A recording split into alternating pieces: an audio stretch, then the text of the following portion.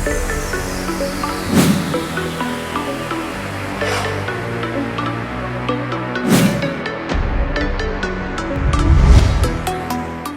Hello welcome to best of the day. మరి ఈరోజు best of the డేలో కొత్త విశేషాలతో పాటు కొన్ని ఆసక్తికరమైన నిజాలు మరియు చరిత్రలో ఈరోజు జరిగిన ముఖ్య సంఖ్యల గురించి తెలుసుకుందాం. Let's start the programme.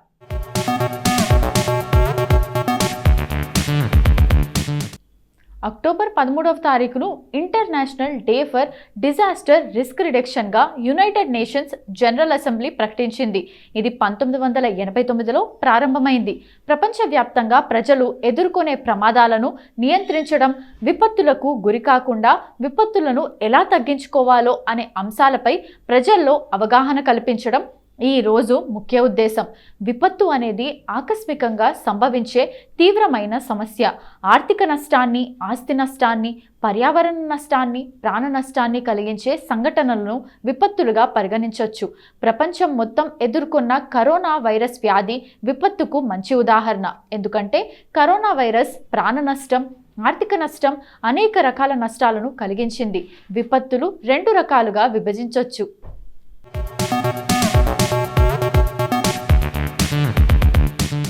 మొదటిది ప్రకృతి వల్ల సంభవించే విపత్తులు. ఉదాహరణకు వరదలు, కరువు, భూకంపాలు, పిడుగులు, తుఫాన్లు, సునామీ మొదలైనవి.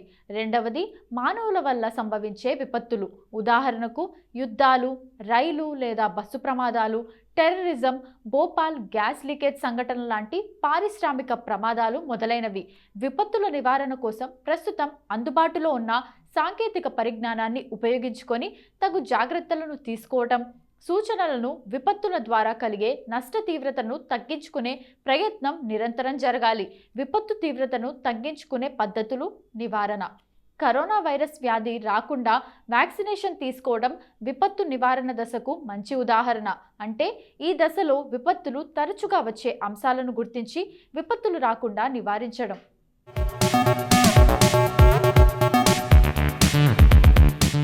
ఉదాహరణకు వరదలు తరచుగా వచ్చే ప్రాంతాల్లో గృహ నిర్మాణాలను అనుమతించకపోవడం లేదా వరదలు రాకుండా ఆనకట్టలు కట్టడం.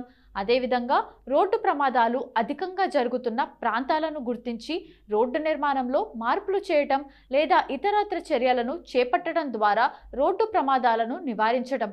భూకంపాలు తరచుగా సంభవించే జపాన్ లాంటి దేశాల్లో భూకంపాలను తట్టుకునే విధంగా గృహ సముదాయాలను నిర్మించడం వల్ల నష్టాల్ని నివారించవచ్చు. సంసిద్ధత. రాబోయే విపత్తును ఎదుర్కోవటానికి సంసిద్ధంగా ఉండాలి. ప్రణాళికలను రూపొందించటం, పరికరాలు, సామాగ్రిని నిల్వ చేసుకోవటం, ప్రజలను తరలించే వ్యవస్థ, సంబంధిత వ్యక్తులకు క్షేత్రస్థాయిలో శిక్షణ ఇవ్వడం జరుగుతుంది.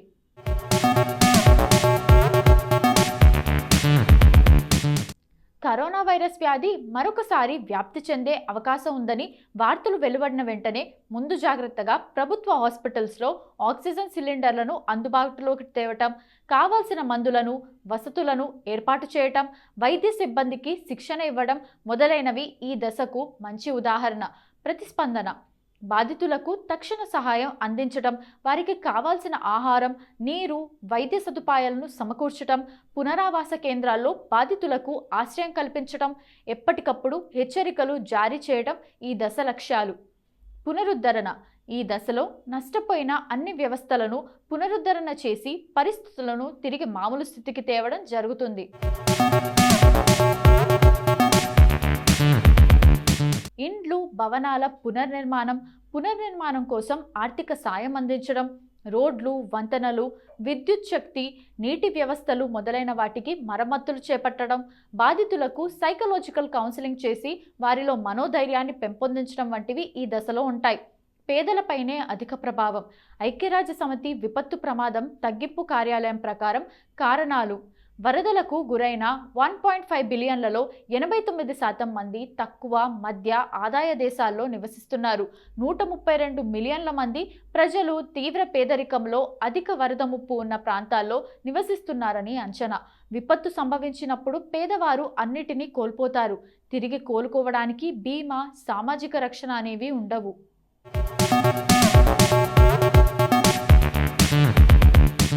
కాబట్టి పేదరికాన్ని నిర్మూలించకుండా విపత్తుల వల్ల కలిగే నష్టాల్ని తగ్గించలేం. పిడుగుపాటును గుర్తించడం ఎలా? ఇటీవల డేటా ప్రకారం భారతదేశంలో ప్రతి ఏటా పిడుగుపాటు కారణంగా 60 నుండి 70% గిరిజనులు మరణిస్తున్నారు. దీనికి కారణం అడవుల్లో నివసించే వీరికి పిడుగుపాటు నుంచి రక్షణ లేకపోవటం, సరైన నివాస ప్రాంతాలు లేకపోవటం. భారతదేశంలో ప్రతి ఏటా పిడుగుల కారణంగానే దాదాపు 2000 నుండి 2500 మంది మరణిస్తున్నారు.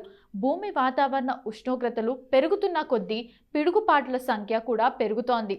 ప్రస్తుతం ఇదొక పెద్ద విపత్తు కాబట్టి పిడుగుపాటు గురించి కొంతైనా తెలుసుకోవాల్సిన అవసరం ఉంది. దామిని లైట్నింగ్ యాప్ పిడుగుపాటుకు సంబంధించి ప్రజలను అప్రమత్తం చేసేందుకు భారత ప్రభుత్వం దామిని లైట్నింగ్ యాప్ని ప్రారంభించింది.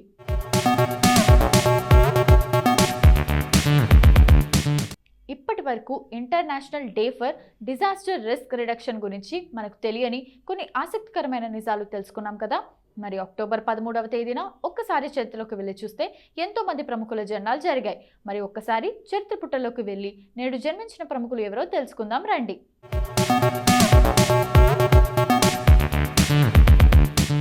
పూజా హెగ్డే ఒక భారతీయ మోడల్, నటి.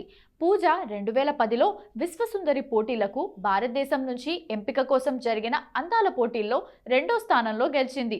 దీని తర్వాత 2012లో తమిళ సూపర్ హీరో సినిమా మూగమూడి అనే సినిమాలో అవకాశం వచ్చింది. 2014లో ముకుంద సినిమా ద్వారా తెలుగు తెరకు పరిచయం అయింది. తర్వాత ఒక లైలా కోసం సినిమాలో నటించింది.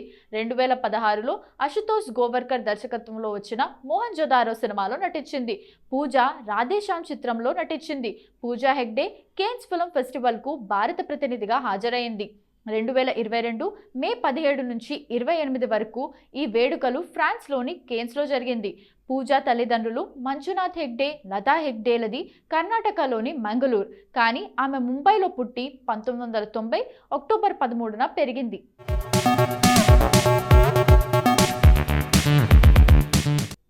అహానా కృష్ణ భారతీయ నటి.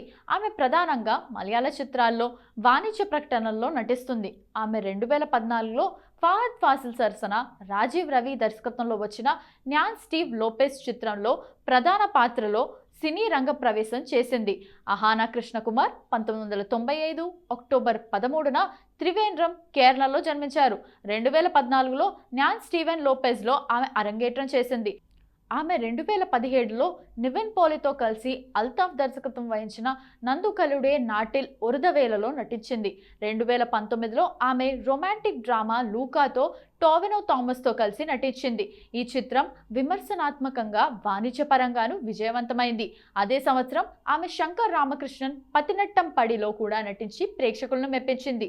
ఈ చిత్రం తెలుగులో గ్యాంగ్స్ ఆఫ్ 18గా విడుదలైంది.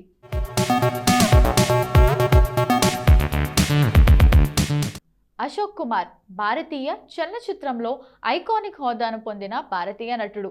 అతను హిందీ సినిమా మొదటి పెద్ద సూపర్ స్టార్, అలాగే యాంటీ హీరోగా నటించిన మొదటి ప్రధాన నటుడిగా పరిగణించబడ్డాడు. క్యారెక్టర్ నటుడిగా సుదీర్ఘమైన, అత్యంత విజయవంతమైన కెరీర్ను ఆస్వాదిస్తూ తనను తాను తిరిగి ఆవిష్కరించుకున్న మొదటి స్టార్గా కూడా అతను నిలిచాడు. అతను సినిమా గంగూలీ కుటుంబంలో సభ్యుడు. అతను 1988లో సినీ కళాకారులకు అత్యున్నత జాతీయ పురస్కారమైన దాదాసాహెబ్ ఫాల్కే అవార్డుతో సత్కరించబడ్డాడు. భారతీయ సినిమాకు చేసిన సేవలకు గాను 1999లో పద్మభూషణ్ కూడా అందుకున్నారు. అశోక్ కుమార్ బీహార్ హిందూ బెంగాలీ బ్రాహ్మణ కుటుంబంలో కుముద్లాల్ గంగూలీగా అక్టోబర్ 13, 1911న జన్మించాడు.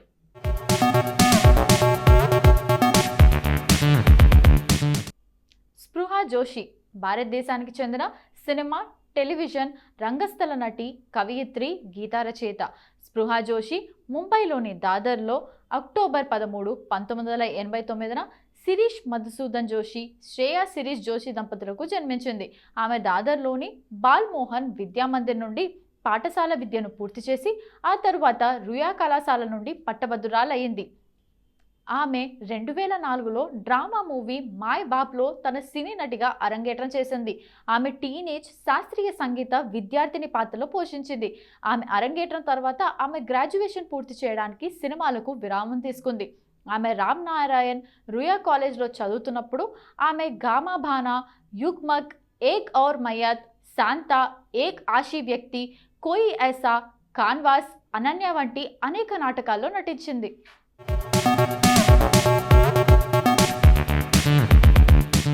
రమేష్ బాబు 1965లో అక్టోబర్ 13న చెన్నైలో కృష్ణ, ఇందిరా దంపతులకు జన్మించాడు.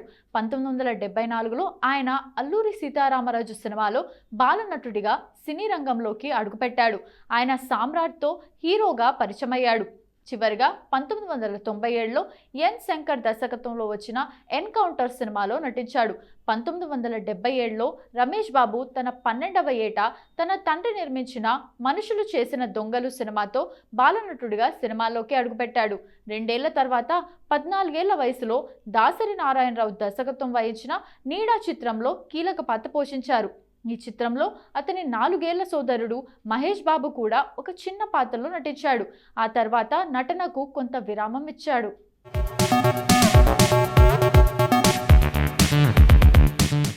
సో ఇదండి ఇవాల్టి best of the day episode. ఈ ఎపిసోడ్ అనేది ఈ రోజుకి సంబంధించిన కొన్ని ఆసక్తికరమైన విశేషాలు తెలుసుకోవడానికి ఉపయోగపడిందని అనుకుంటూ మళ్ళీ రేపటి ఎపిసోడ్లో కలుద్దాం. Bye bye.